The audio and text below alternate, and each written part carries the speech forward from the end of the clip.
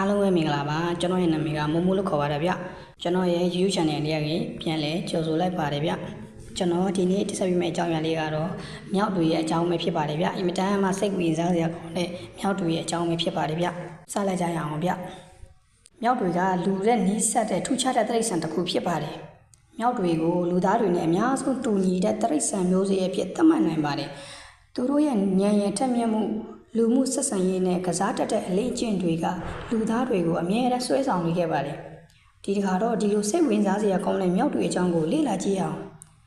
ကဘာတဝမ်းရှိမြောက်မျိုးနွယ်ပေါင်း2600ကျော်ရှိပြီးသူတို့ကအဓိကအားဖြင့်ကဘာဟောမြောက်နဲ့ကဘာတစ်မြောက်ဆိုပြီးနှစ်မျိုးခွဲခြားထားပါတယ်ကဘာဟောမြောက်တွေဟာအဖရိကနဲ့အရှားတိုက်တွေမှာနေထိုင်ကြပါတယ်သူတို့ရဲ့နှာခေါင်းကကျင်းပြီးနှာခေါင်းပေါက်တွေကအောက်ဘက်ကိုစိုက်နေပါတယ်ကဘာတင်မြောက်တွေကတော့တောင်အာဖရိကတိုက်နဲ့အလယ်အာဖရိကတိုက်တွေမှာနေထိုင်ကြပြီးသူတို့ရဲ့နှာခေါင်းကပိုပြီးတော့ပြားချက်ပါတယ်။မြောက်တွေဉာဏ်ရည်ထက်မြက်မှုနဲ့လူမှုဆက်ဆံရေးကတော့မြောက်တွေဟာအုပ်စုဖွဲ့နေတတ်ပြီးလူမှုဆက်ဆံရေးကိုအလေးထားတတ်ကြပါတယ်။မြောက်တော်အုပ်စုမှာခေါင်းဆောင်တစ်ကောင်ရှိပြီးကျန်တဲ့အကောင်တွေကခေါင်းဆောင်ရဲ့ဥဆောင်မှုနောက်ကိုလိုက်ကြပါတယ်။မြောက်တွေကအစာချပွေးတာရန်သူရဲ့အန်တရယ်ကိုတတိပေးတာလိုမျိုးကိစ္စတွေမှာတစ်ကောင်နဲ့တစ်ကောင်ဆက်သွယ်ကြပါတယ်။သူတို့ရဲ့ဆက်သွယ်ရေးမှာအတန်မျက်နှာအမူအရာနဲ့ကိုဟန်အမူအရာတွေဟာ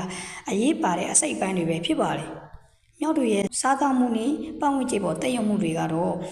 အများအားဖြင့်မြောက်တွေကတတိတွေအစိအစံဘိုးမတွေကိုစားသုံးကြပါတယ်။တချို့မြောက်တွေကတော့ငှက်ဥပင်ကူဒါမှမဟုတ်အခြားသောဆန်ငယ်လေးတွေကိုလည်းစားသုံးတတ်ကြပါတယ်။မြောက်တွေကအစိအစံတွေအသီးအနှံတွေကိုတနေရာနဲ့တနေရာတည်ယူပေးရတဲ့အတွက်တစ်တော်တွေပြန့်ပွားဖို့အတွက်လည်းအဓိကအခန်းကဏ္ဍကနေပါဝင်ပါတယ်။ကဲဒီလောက်ဆိုရင်မြောက်တွေရဲ့အကြောင်းကိုအတူချုပ်သိရနာစိတ်ဝင်စားစရာကောင်းမယ်လို့ပြောနေပါတယ်ဗျ။နောက်ထပ်ဘယ်တိရစ္ဆာန်အကြောင်းကို